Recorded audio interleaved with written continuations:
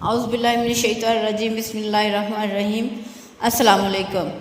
کھڑک سنگھ کے کھڑکنے سے کھڑکتی ہیں کھڑکیاں، آپ نے یہ منقولہ تو بچپن سے سنا ہوگا، مگر اس کے پیچھے کی داستان کا نہیں پتہ ہوگا۔ کھڑک سنگھ پٹیالہ کے مہاراجا کے ماموں تھے۔ پٹیالہ کے سب سے با اثر بڑے جاگیردار اور گاؤں کے پنچایتی سرپنچ بھی تھے۔ ایک دن معاملات سے تنگ آ کر بھانجے کے پاس پہنچے اور کہا کہ شہر کے سیشن جج کی کرسی خالی ہے، مجھے جج لگوا دے۔ ان دنوں کسی بھی سیشن جج کے آرڈر انگریز واسرائے کرتے تھے۔ بھانجے سے چٹھی لکھوا کر کھڑک سنگھ واسرائے کے پاس جا پہنچے۔ واسرائے نے خط پڑھا۔ واسرائے نام کھڑک سنگھ، واسرائے تعلیم کھڑک سنگھ، تسی مینوں جج لانا ہے یا سکول ماسٹر؟ واسرائے ہنستے ہوئے، سردار جی میرا مطلب قانون کی کوئی تعلیم بھی حاصل کی ہے یا نہیں؟ اچھے برے کی پہچان کیسے کرو گے؟ کھڑک سنگھ نے مونچھوں کو تاؤ دیا اور بولے، بس اتنی سی بات، بھلا اتنے سے کام کے لیے گدھوں کی طرح کتابوں کا بوجھ کیوں اٹھاؤں؟ میں سالوں سے پنچایت کے فیصلے کرتا آ رہا ہوں، ایک نظر میں بھلے چنگے کی تمیز کر لیتا ہوں۔ واسرائے نے سوچا کہ بھلا کون مہاراجا سے الجھے، جس نے سفارش کی ہے وہ جانے اور اس کا ماموں۔ عرضی پر دستخط کر دیے اور کھڑک سنگھ جسٹس کا فرمان جاری کر دیا۔ اب کھڑک سنگھ پٹیالہ لوٹے اور اگلے دن بطور جسٹس کمرہ عدالت میں پہنچے۔ اتفاق سے پہلا کیس قتل کا تھا۔ کٹہرے میں ایک طرف 4 ملزم اور دوسری جانب ایک روتی خاتون تھی۔ جسٹس صاحب نے کرسی پر براجمان ہونے سے پہلے فریقین کو غور سے دیکھ لیا اور معاملہ سمجھ گئے۔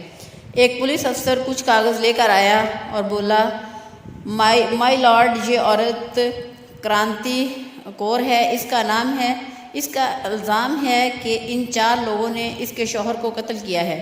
جسٹس کھڑک سنگھ نے عورت سے تفصیل پوچھی۔ عورت بولی، سرکار، دائیں جانب والے کے ہاتھ میں برچھا تھا اور برابر والے کے ہاتھ میں درانتی اور باقی دونوں کے ہاتھوں میں سوٹے تھے۔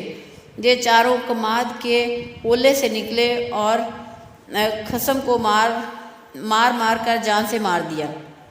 جسٹس کھڑک سنگھ نے چاروں کو غصے سے دیکھا اور پوچھا، کیوں بدماشو، تم نے بندہ مار دیا؟ دائیں طرف کھڑے بندے نے کہا، نا جی سرکار، میرے ہاتھ میں تو کئی تھی۔ دوسرے نے کہا، میرے ہاتھ میں بھی درانتی نہیں تھی، نہ ہم تو صرف بات کرنے گئے تھے اور ہمارا مقصد صرف سمجھانا تھا۔ کھڑک سنگھ نے غصے سے کہا، جو بھی ہو، بندہ تو مر گیا نا۔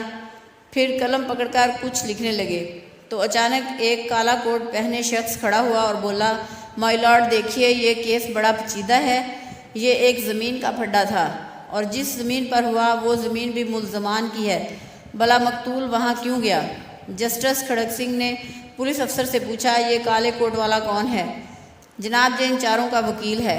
پولیس والے نے جواب دیا، تو انہی کا بندہ ہوا نا جو ان کی طرف سے بات کر رہا ہے۔ پھر کھڑک سنگھ نے وکیل صفائی کو بھی ان چاروں کے ساتھ کھڑا ہونے کا کہا۔ پھر ایک سطری فیصلہ لکھ کر دستخط کر دیے۔ فیصلے میں لکھا تھا، ان چاروں قاتلوں اور ان کے وکیل کو کل صبح صادق پھانسی پر لٹکا دیا جائے۔ پٹیالہ میں ہلچل مچ گئی۔ لوگ کھڑک سنگھ کے نام سے تھر تھر کانپنے لگے کہ کھڑک سنگھ مجرموں کے ساتھ ان کے وکیلوں کو بھی پھانسی دیتا ہے۔ اچانک جرائم کی شرح صفر ہو گئی۔ کوئی وکیل کسی مجرم کا کیس نہ پکڑتا۔ جب تک کھڑک سنگھ پٹیالہ جج رہے، ریاست میں خوب امن رہا۔